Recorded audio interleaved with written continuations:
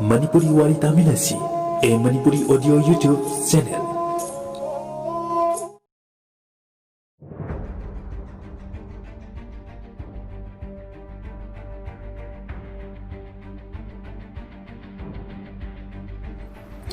Zanuna, Yambum, Kaino Piron Honto Piruro Haraga, Tauri Sibo, a Koirum da Leram Dena Sanglapane, Imahoi Babum Hoi Naidna Lehore, Lakpiro, Tomtinna, As, Kainom Sum Yangamane, Toglas Law, a Piron Amto Hontoke.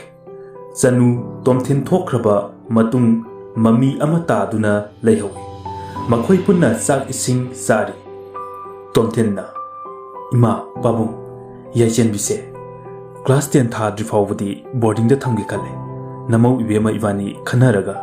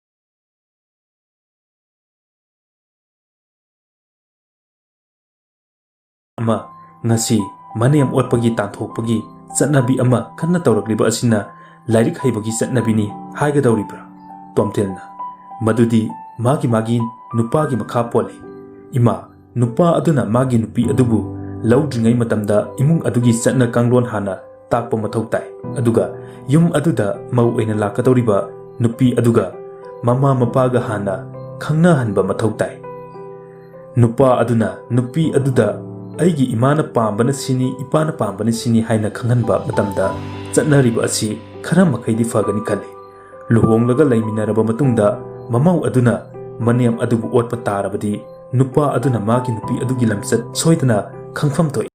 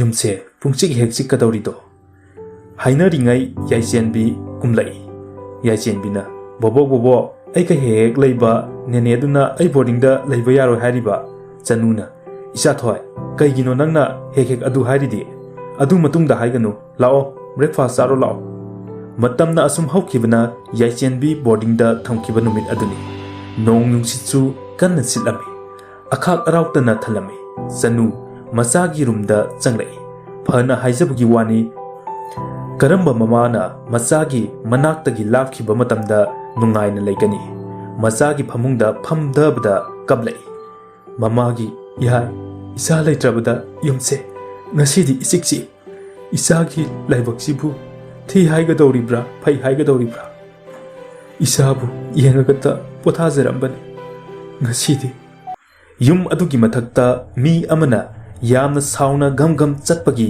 ꯃꯈꯣꯜ ꯇꯥꯔꯛꯏ ꯆꯅꯨꯅ ꯀꯅꯥꯅꯣ ꯅꯣꯡ ꯃꯔꯛꯁꯤꯗ ꯆꯅꯨ ꯆꯠꯀꯦ ꯍꯦꯛ ꯇꯧꯕꯒ ꯀꯗꯣꯝꯗꯒꯤꯅꯣ ꯈꯪꯍꯧꯗꯅ ꯃꯥꯒꯤ ꯀꯥꯗ ꯂꯩꯕ ꯄꯣꯠ ꯑꯃꯅ ꯆꯅꯨꯗ ꯊꯣꯝꯂꯛꯏ ꯆꯅꯨ ꯏꯃꯥ ꯍꯥꯏꯔꯒ ꯒ꯭ꯌꯥꯟ ꯃꯥꯡꯈꯤꯔꯝꯃꯤ ꯊꯥꯔꯣ ꯅꯈꯣꯏ ꯑꯃꯇ ꯑꯩꯅ ꯂꯦꯝꯅ ꯊꯥꯔꯣ ꯉꯥꯏꯔꯤꯕꯅꯤ ꯃꯄꯨꯡ ꯃꯔꯩ ꯐꯥꯔꯛ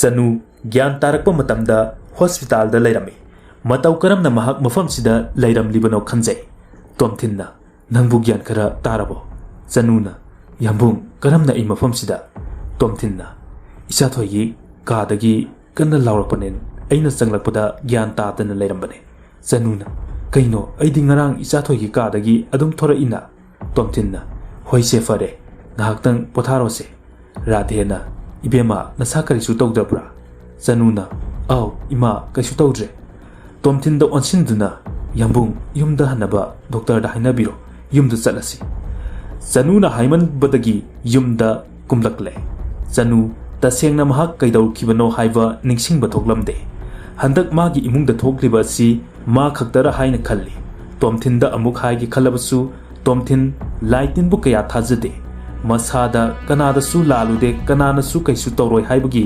ꯋꯥꯈꯜ ꯑꯃ ꯂꯩꯖꯩ ꯃꯔꯝ ꯑꯁꯤꯅ ꯆꯅꯨ ꯇꯣꯝꯊꯤꯟꯗ ꯍꯥꯏꯕ ꯉꯝꯗ꯭ꯔꯤꯕꯅꯤ ꯔꯥꯙꯦ ꯃꯃꯧꯒꯤ ꯆꯥꯅꯕ ꯈꯔ ꯄꯨꯁꯤꯟꯗꯨꯅ ꯆꯪꯂꯛꯏ ꯏꯕꯦꯝꯃ ꯑꯩ ꯋꯥꯗꯦꯀꯣ ꯏꯃꯥ ꯄꯥꯡꯒꯜ ꯌꯥꯝꯅ ꯀꯜꯂꯤ ꯁꯦ ꯏꯃꯥ ꯏꯟꯕꯤꯒꯦ ꯆꯅꯨ ꯃꯅꯦꯝ ꯏꯕꯦꯝꯃ ꯆꯥꯛ ꯏꯟꯕꯤꯗꯨꯅ ꯆꯥꯔꯝꯃꯤ ꯏꯃꯥ ꯑꯩ ꯋꯥ ꯑꯝꯇ ꯍꯪꯖꯒꯦ ꯔꯥꯙꯦꯅ ꯍꯥꯏꯌꯨꯅꯦ ꯀꯔꯤ ꯋꯥꯅꯣ ꯏꯃꯧꯅ ꯍꯥꯏꯅꯤꯡꯂꯤꯕꯕꯣ ꯆꯅꯨꯅ ꯍꯟꯗꯛ ꯑꯩꯈꯣꯏꯒꯤ ꯌꯨꯝ ꯑꯁꯤꯗ ꯍꯥꯟꯅꯒ ꯃꯥꯟꯅꯗꯕ ꯁꯥꯍꯨꯝ ꯈꯔ ꯔꯥꯙꯦꯅ ꯏꯕꯦꯝꯃ ꯀꯩꯕꯨꯅꯣ ꯍꯥꯏꯔꯤꯕꯁꯦ ꯏꯃꯥ ꯒ꯭ꯌꯥꯟ ꯇꯥꯗ꯭ꯔꯦ ꯀꯔꯝꯕ ꯁꯥꯍꯨꯝꯅꯣ ꯆꯅꯨ ꯃꯥꯅ ꯊꯦꯡꯅꯕ ꯈꯨꯗꯤꯡ ꯃꯅꯦꯝ ꯏꯕꯦꯝꯃꯗ ꯇꯝꯂꯝꯃꯤ ꯔꯥꯙꯦꯅ ꯀꯔꯤ ꯃꯇꯧꯅꯣ ꯏꯕꯨꯡꯉꯣꯗꯗꯤ ꯍꯥꯏꯔꯕ꯭ꯔꯥ ꯆꯅꯨꯅ ꯍꯥꯏꯗꯤꯌꯦ ꯏꯃꯥ ꯌꯥꯝꯕꯨꯡꯅ ꯀꯩꯁꯨ ꯌꯥꯔꯛꯑꯣꯏꯌꯦ ꯔꯥꯙꯦꯅ ꯍꯥꯏꯔꯛꯂꯝꯃꯤ ꯋꯥꯈꯟꯅꯁꯨ ꯑꯣꯏꯔꯝꯕ ꯌꯥꯏꯗ ꯃꯇꯝ ꯈꯔ ꯌꯦꯡꯈꯤꯁꯤ ꯏꯃꯥ ꯀꯨꯝꯂꯒꯦꯀꯣ ꯆꯅꯨꯅ ꯅꯪ ꯀꯅꯥꯅꯣ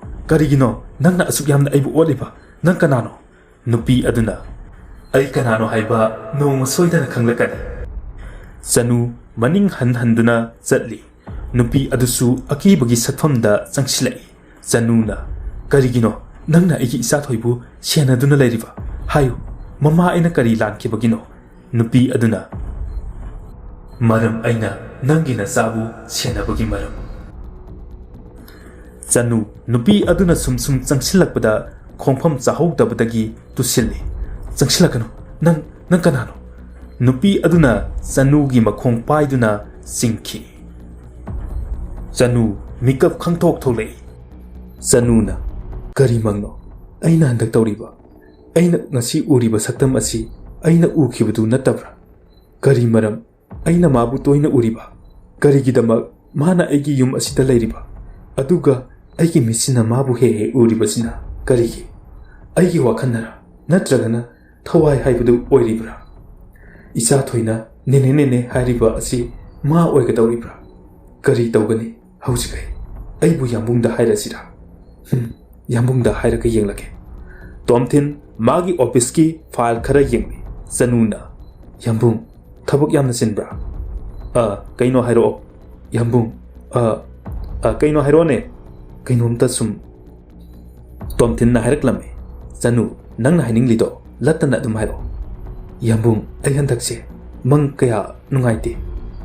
Yambung, maibara maibira ama tanaraga yengsira haisage tawbani yambung. O, adugi oire, nangna ngasaidagi ma taw leirido. Zanu kumde, Tomtin makha tarai. Zanu, ai wa haike, mang haisidi mangni. Mangda thokpa thawak kuding asengpa oigani haiba leite. Aikoina mangda masak khangdaba mi ama thengnaribado nangna hekta thengnage phangbra arembada koksan-gano. Zanuna aina wa amata haibada yambungna yabijise karigino. Tomthinna ihe Zanu aikoi ngasi fawda kana amata da landri nang kana da lalubu yauge adu kiridubo. Zanuna yambung kiba kidabagi wanate ai kana sulande kana na kai su toroi sumaina sum khanduna laibagi mangzaba lakpa yai yambung. Tomtinna asuk chawkhalaba science amadi computer gi matam asida kadaidagi laino nangna hairisi Zanu. Zanuna mapu mahak laibagini ngasi yambung ibanina isa thoi uba phanglibase siramdai matamda aikoina iswarbudi khurummi aduga ngasi chawkhalakla haiduna iswarbu thawoidabadi madu lahangani khale yambung wakhal amukta munna khanbiyu yambung. Tomtinna karino masibu ngan khaiga manade kochi kotla ngang resibu aina haibadi madu oithokpa yaroi haiba isorbu thajade haiba natene Zanu. Ho yare hayeng kudong tiba tarakpa matamda yambung aibu yahon birakano. Tomtinna ihe phalse ngakta yengge tawbani inak sida phamjilaga ngangli mayam sibu karino. Zanuna ho ngangoi sungang he ngangoi. Zanu phet lauraga thoki. Tomthin Zanu thokiba adu nooga yenghawi. Matamna kanabusu ngairamde miyoibna matam mabu ngaijaba khaktani nongmadagi nini dagi humni thadagi sahi kaya haukhre.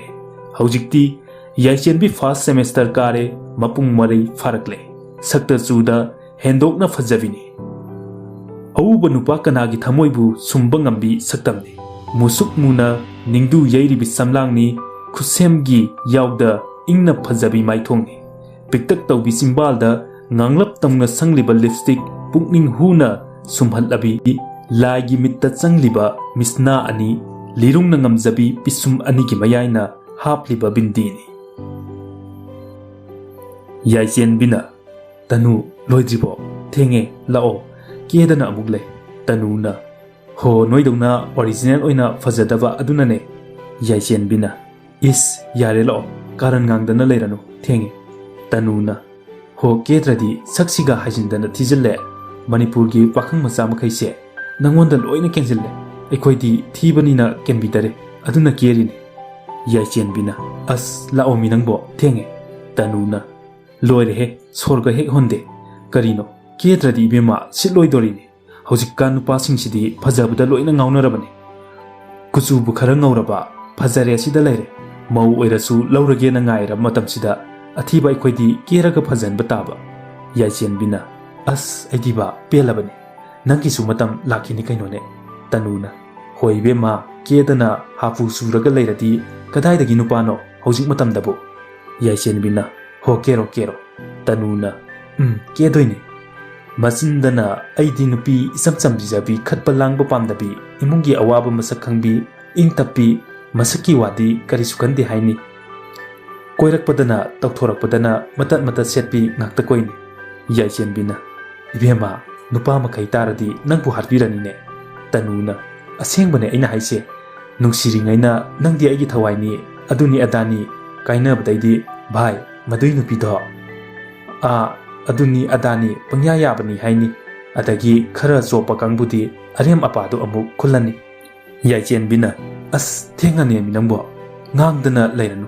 Tanuna ho loire chalasi lao. Yaichen bi Tanu piklingaidagi boarding da laiminarappadagi yamna luna tinajabi mamanabini. Tanuna saksu sarakte nungaidori puksidi horen ngaktang leiraga lan tawraani. Yaichen bina as nangsidi yam ngangkhre tumina laiba haidabra kaino. Tanuna ahanba kaba numisida zara heladi sauning taba. Yaichen bina nangna chajadabani kaino. Tanuna ho phare aina chadabaini. ꯌꯥꯏꯁꯦꯟꯕꯤꯅ ꯅꯠꯇ꯭ꯔꯗꯤ ꯃꯈꯣꯏ ꯑꯅꯤꯅ ꯉꯥꯡꯅꯔꯒ ꯁꯨꯝ ꯂꯥꯛꯄꯗ ꯈꯪꯍꯧꯗꯅ ꯅꯨꯄꯥ ꯑꯃꯅ ꯌꯥꯏꯁꯦꯟꯕꯤꯗ ꯊꯣꯝꯖꯤꯜꯂꯛꯏ ꯌꯥꯏꯁꯦꯟꯕꯤ ꯈꯣꯡꯐꯝ ꯆꯥꯍꯧꯗꯗꯅ ꯇꯨꯁꯤꯜꯂꯦ ꯑꯌꯣ ꯑꯁ ꯐꯖꯅ ꯌꯦꯡꯂꯒ ꯆꯠꯄꯤꯔꯒꯗꯤ ꯐꯒꯗꯕꯅꯤ ꯇꯅꯨꯅ ꯍꯦ ꯅꯃꯤꯠꯇ ꯎꯗ꯭ꯔꯣ ꯇꯥꯡꯕ꯭ꯔꯣ ꯅꯪꯕꯨ ꯅꯨꯄꯥꯗꯨꯒ ꯂꯥꯛꯃꯤꯟꯅꯕ ꯅꯨꯄꯥꯗꯨꯅ ꯎꯍꯧꯗꯕ ꯍꯥꯏꯕꯁꯦ ꯃꯤꯠ ꯇꯥꯡꯕꯒ ꯆꯞ ꯃꯥꯟꯅꯩ ꯍꯥꯏꯖꯔꯤꯕ ꯇꯅꯨ ꯌꯥꯏꯁꯦꯟꯕꯤꯕꯨ ꯍꯧꯒꯠꯄꯤꯗꯨꯅ ꯍꯥꯏꯔꯛꯏ ꯁꯣꯛꯄ꯭ꯔꯣ ꯌꯥꯏ ꯌꯥꯏꯁꯦꯟꯕꯤꯅ ꯁꯣꯛꯇꯤꯌꯦ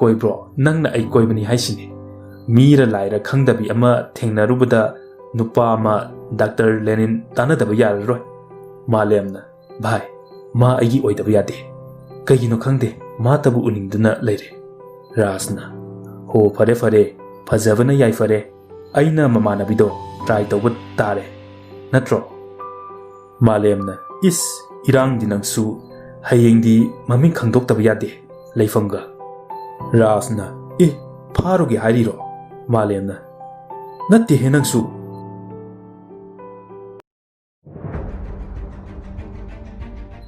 ꯌꯥꯏꯁꯦꯟꯕꯤꯒꯤ ꯃꯪꯗ ꯅꯨꯄꯤ ꯑꯃ ꯃꯁꯛꯇꯤ ꯎꯕ ꯉꯝꯂꯝꯗꯦ ꯃꯈꯣꯜ ꯊꯣꯛꯅ ꯀꯞꯂꯒ ꯍꯥꯏꯔꯛꯏ ꯌꯥꯏꯁꯦꯟꯕꯤ ꯅꯦꯅꯦꯕꯨ ꯀꯥꯎꯔꯕꯣ ꯅꯪꯅ ꯆꯥꯎꯔꯒ ꯅꯦꯅꯦꯒꯤ ꯃꯇꯦꯡ ꯄꯥꯡꯒꯅꯤ ꯍꯥꯏꯔꯝꯕꯗ ꯅꯦꯅꯦꯒꯤ ꯃꯇꯦꯡ ꯄꯥꯡꯂꯒ ꯅꯦꯅꯦꯒꯤ ꯅꯥꯛꯇ ꯂꯥꯛꯑꯣ